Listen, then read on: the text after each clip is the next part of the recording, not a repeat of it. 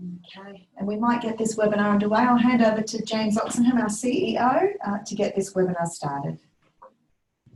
Thank you, Linda. Hello and welcome everyone to our member webinar series.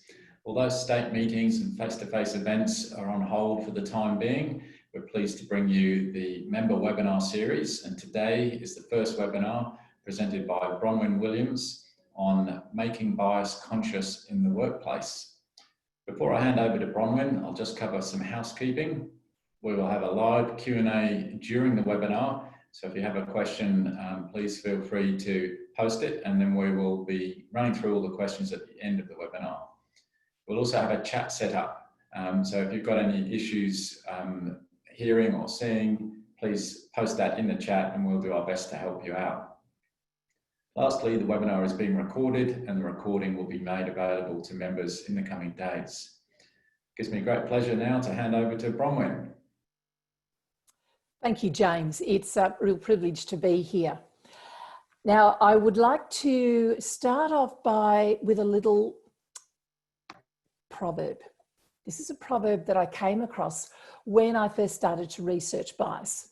And it's a Chinese proverb that says, "A fish is the last one to know what water is." So you've got your little fish in the pond or its fish bowl, it's swimming around, it's living, breathing in the water, but it's totally unaware that the water even exists. That metaphor is used for our biases because they are largely unconscious. A bit like the fish, the water is swirling around us and we're unaware of the impact that our biases are having on us. We call them unconscious bias, they're hidden biases. And one of my roles is to make bias conscious, because bias exists in all human beings on every country on the planet. And it's important that we talk about this to bring bias out into the open so that we can understand its impacts and then to mitigate the risks. I want to start by sharing two examples, both of which I know you'll be familiar with.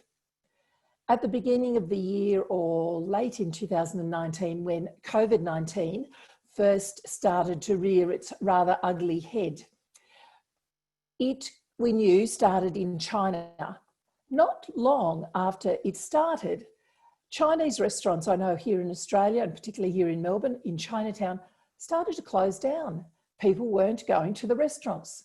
Now, what was happening was that people were unconsciously making a link between a virus that came out of China and the Chinese restaurants that they would normally eat in, and they were avoiding them. If they had thought rationally and logically about it, people would have acknowledged that the chances of the owners or the cooks in the Chinese restaurant having been in China and brought COVID-19 back to Australia was hugely slim. However, that didn't stop people from making unconscious choices about where they ate, and it impacted the restaurant businesses hugely, and some that had been operating for decades were looking at going out of business, largely because a bias that was connected with a virus was stopping people from going to Chinese restaurants. I also heard comments, things along the lines of, "Oh, it's always the Chinese who have these sorts of diseases." Now, that was in a conversation I had with another Asian woman. She didn't come from China, but her bias towards the Chinese lent her to say, well, but these sort of diseases always come out of China. I didn't press her further in the conversation. I just observed that she was making a statement based on her life experiences, her other ways of looking at Chinese people, perhaps even from her growing up years. So that's one example. The second is the President of the United States. Now, if I asked you what the President's, Donald Trump's rallying cry was, you'd all say, "Make America great again." Now, I don't want to go into his politics, whether you think he's a great president or not. I want to talk about that slogan, "Make America great again." What an amazing rallying cry. And it certainly was sufficient for his supporters to get behind and to push him into office. And I know he's probably going to run on that same platform again. Now, while that rallying cry, that slogan was fantastic in the political arena, it has been less than helpful in this health crisis. But President Trump continues to reference it. He has a bias towards this particular way of looking at his country. He sees America as great. He wants to make America great again. And I think he firmly believes that he's the one to do that. However, as we've observed his ways of dealing with this virus, the ways he's denied that it's having any impact on his country. During one time at a conference in India, he said they had everything under control. Earlier this year, he was encouraging people to go to church by Easter to open up the economy. There was this sense that because he saw America as a great place and that he was going to make America great again, that greatness somehow was going to protect the American people from the virus. Unfortunately, it hasn't played out that way, and we have seen the figures being broadcast very regularly about the tens of thousands and over 100,000 people who've actually died in the United States. So while the slogan, Make America Great Again, is a fantastic slogan for political purposes, to allow it to bias your messaging during a health crisis has been less than helpful, because what it has done is actually send mixed messages to the American people, and I believe has given them a confidence that has not been well placed, because there's a lot of people who are thinking this virus is just going to disappear. You know, the president did say it's just going to disappear at some point, because he's convinced that America is great, he can make it great again, and that greatness is going to protect them. So there's two examples of bias. One around a slogan. It's a lens through which the President of the United States is looking. The other is also a type of lens, a bias around experiences of Chinese people. I wanted to now give you a third example, which is a personal example, because I'm a firm believer that if you are going to talk about a subject, educate people around an idea, and in this case, bias, it's not enough to have done the research. There must have been a point in which you faced these issues yourself, and I have, and I want to share it with you now. We'd caught the red eye from Brisbane. We'd bumped down into Honiara in the middle of the night to refuel, and we landed on Nauru, a small tropical island, 35 kilometres south of the equator. As I walked down the steps of the plane and out onto the tarmac, and the heat just rose into my face, and I inched my way towards the immigration desk, what have I got myself into? It was 2012, and I was working for the Salvation Army in Canberra.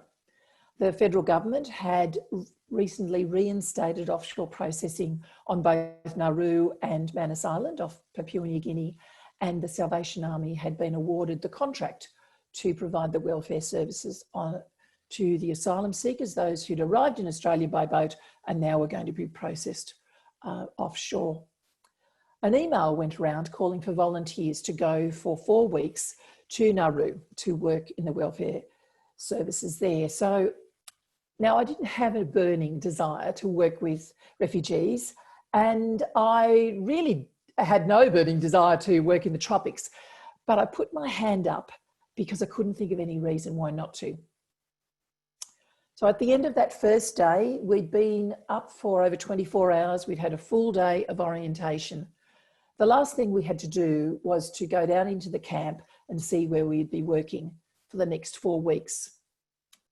Our group, led by an experienced volunteer, walked in between the rows of green army tents. The air was really rich with moisture and humidity, and the smells of 400 human beings. The men were just sitting around, some of them were smoking, talking. Most of the time, they just ignored us.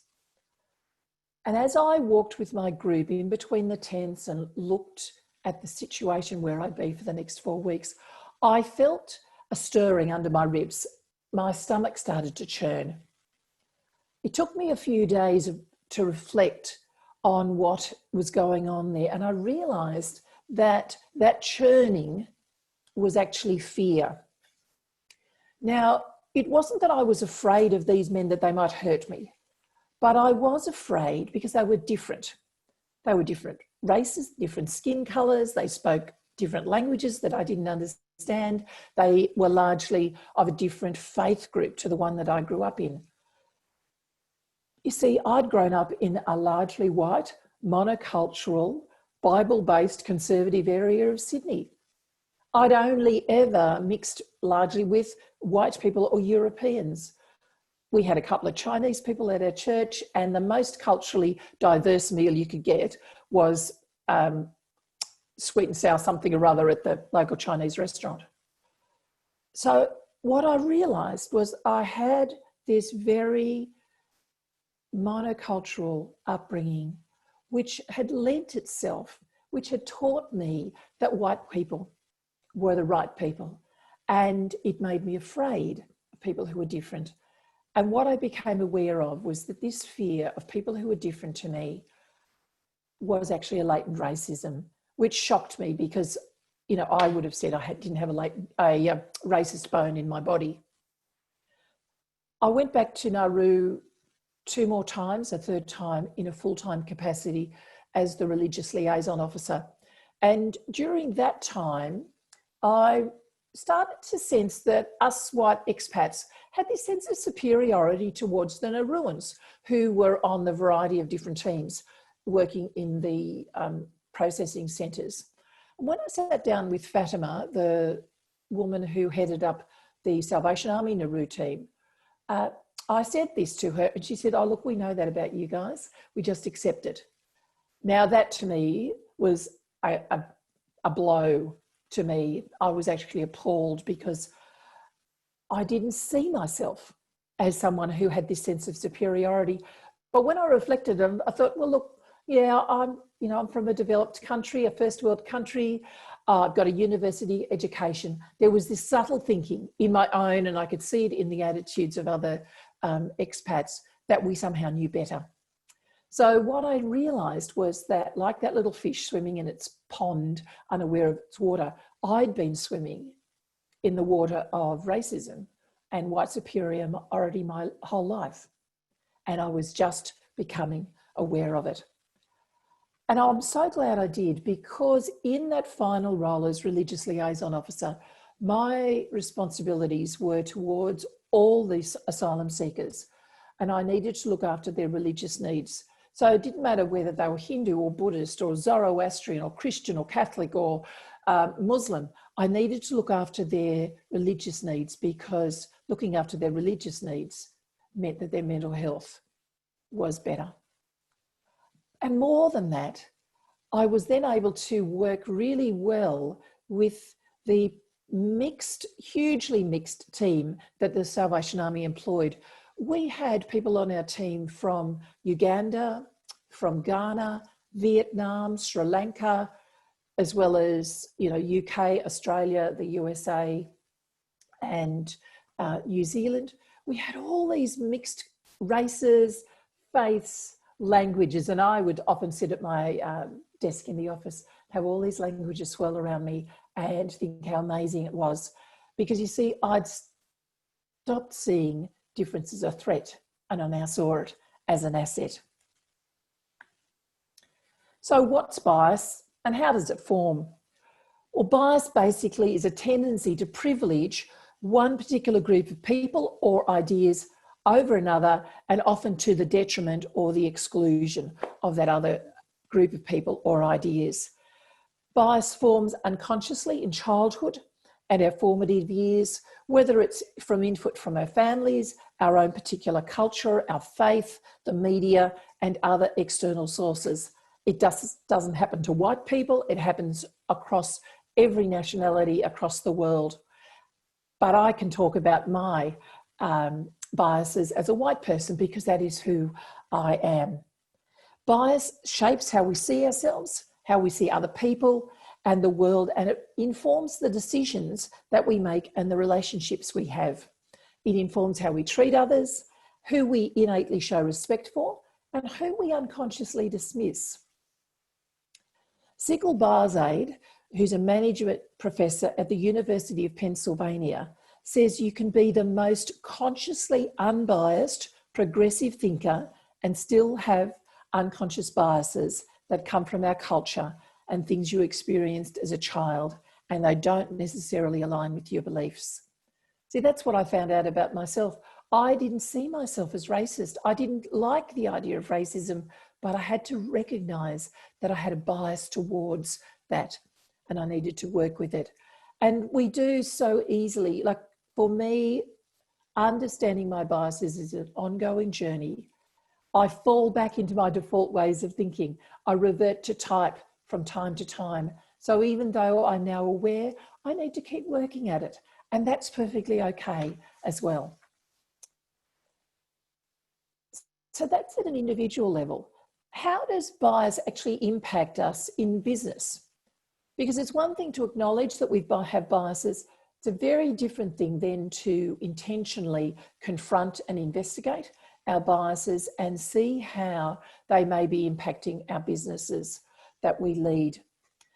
Some biases we can see quite readily, but others are a little more hidden. First of all, bias actually impacts all areas of business. Roger J. Davies, who's a linguistics expert, says that every day we make hundreds of decisions, not all of them right ones. And I'm sure you'd agree with me that sometimes our decision-making is flawed. As humans, our decision-making process is heavily influenced by our primary innate biases, which operate in a parallel world to our rational and logical thought process.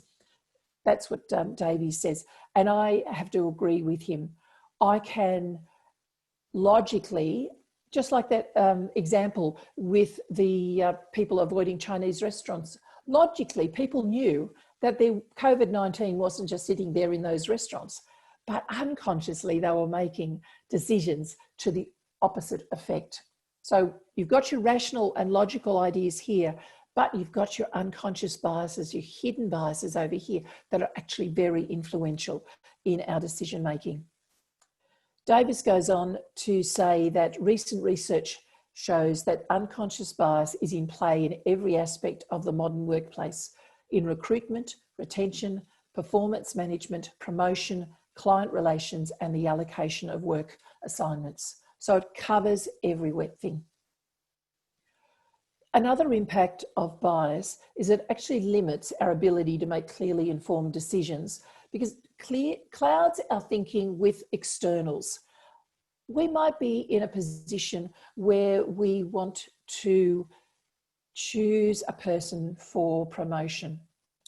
However, we have two people who we think would both be adequate for the job in that they've got the right qualifications, but we choose the person unconsciously. I'm not saying we do this consciously.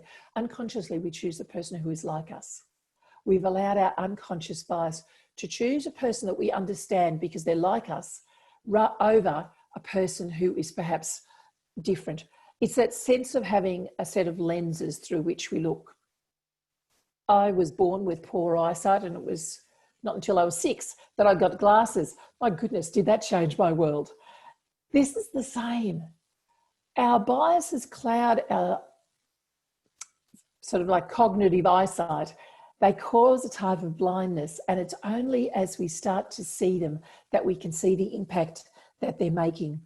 And they actually do get in the way of making some good decisions.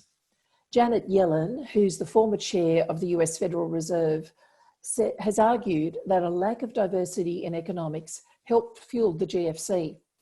She said that the same people were asking the same questions and were trained by the same people from the same institutions. This sameness meant that there was only a certain amount of information that was being considered. Because the field lacked different ways of viewing the economy, the warning signs were missed. So we need to be aware that our biases are going to cloud our decision making and perhaps get in the way of making the objective decisions that we think we're making. But thirdly, our beliefs can actually become self-fulfilling prophecies. As a leader in a business, you delegate tasks and responsibilities to people, and that delegation involves trust. We must trust the person that we've delegated a task or responsibility to do what we've asked them to do. Now, sometimes there's good reasons why we don't, so we don't give a person that task. However, if we don't feel that we can trust people, we do one of two things. We either do the job ourselves and that increases our workload, or we micromanage the person that we've given the job to and that also increases our workload. Sometimes bias is so entrenched in an organisation that it's actually not even questioned. The way you do things, this is the way we've always done it, type of tradition bias. This means that there are certain groups or people in your organisation who might be consistently overlooked for more responsibility. And that then actually impacts on how well those people work and on the leader themselves. Amanda Palais, Dylan Glover and William Parient, who published a research article in the Quarterly Journal of Economics for Harvard Business Review, found that managers who held negative beliefs, even unconscious ones, about minority workers, so minority in terms of whether they were female, whether they were young or old, whether they were of different ethnicity, those minority employees actually performed worse than they do with unbiased managers. In other words, the manager's biases became a self-fulfilling prophecy. If you look for something, unfortunately, you'll find it. And that obviously works for the positive as well. Because there are some benefits, there has to be, doesn't there, for working with bias. Because I wouldn't be here unless I didn't believe there was hope. So what does this make? What difference does working with bias have for your business? How can looking at bias impacting your business? What would you get out of it? Well, the first one, which I'm sure you'll be happy to know, is you'll get increased financial returns. There have been a series of reports done by McKinsey that looked at data sets for 366 public companies across a range of industries in Canada, the UK, the USA, and Latin America. And what they found was that companies who were in the top 25% for racial and ethnic diversity were 35% more likely to have financial returns above their national industry medians. 35% more likely to have financial returns that were higher than average. And that's just by having more diverse employees, more diverse people on their boards. Working with our biases actually improves the bottom line. And if you are interested in some data for that, I'll happily find some for you and send it to you. The second benefit of working with our biases is that it improves staff and customer relations. In another report from McKinsey in 2015, they found that more diverse companies are better able to win top talent and improve their customer orientation, employee satisfaction and decision making, which then all leads to a virtuous cycle of increasing returns. Comes back to the bottom line again. This suggests that also that other kinds of diversity, things like age, sexual orientation and experience, are also likely to bring some level of competitive advantage and be able to retain the diverse talent that you have. So working with our biases, understanding how they operate, can improve our bottom line, improve staff and customer relations, and they also improve decision making. Thomas C. Redman, who also writes for Harvard Business Review, encourages business owners to ask themselves, do I really have a broad enough perspective to make and defend this decision? Now, particularly in the age of internet, social media and Google, there's always plenty of data to support a decision that we want to make. However, it is all too easy to fall victim to confirmation bias.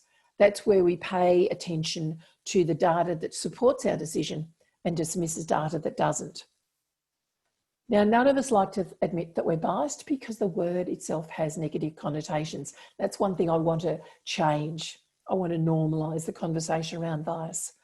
But you know, the best decision makers freely admit their preconceptions, and they ask themselves the questions, what values or beliefs might be colouring my thinking and decision making? So as we become aware of our preconceptions and our biases, and we ask others perhaps to take a look at what the decisions we're making, we have a broader perspective. If we ask people who are younger, older, with diverse range of experience, people that we trust, we will find we will make clearer and better decisions. Now, there are some indicators that bias is operating in a business, and I'm going to have this available as a PDF afterwards. So it might be helpful for you when you receive it to just have a look and tick and say, look, is this operating in my business? I've got about 15, but I want to just highlight a few. Bias could be operating in your business if company reputation is to be preserved at all costs.